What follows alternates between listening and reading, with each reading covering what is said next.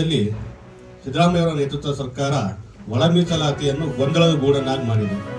ಮೊದಲನೇದಾಗಿ ಒಳ ಮೀಸಲಾತಿಯಲ್ಲಿ AKADAA ಆ ಸಮಸ್ಯೆನ ಮತ್ತಷ್ಟು ದ್ವಿಗುಣಗೊಳಿಸಿ ಯಾರು ಬೇಕಾದರೂ ಕೂಡ ಯಾವ ಗುಂಪಿನಲ್ಲೂ ಬೇಕಾದರೂ ಹೋಗುವಂಥ ಒಂದು ಆದೇಶವನ್ನು ನೀಡಿ ಎಲ್ಲ ಪ್ರವರ್ಗ 1 ಅಥವಾ ಮತ್ತು AKADAA ಇವರು ಯಾವ ಗುಂಪಿನಲ್ಲಿ ಬೇಕಾದ್ರೂ ಜಾಯವನ್ನು ಹೋಗಿ ತಮ್ಮ ಜಾತಿ ಪ್ರಮಾಣ ಪತ್ರ ತಗೋಬೇಕು ಅಂತ ಆದೇಶ ಮಾಡಿದರು.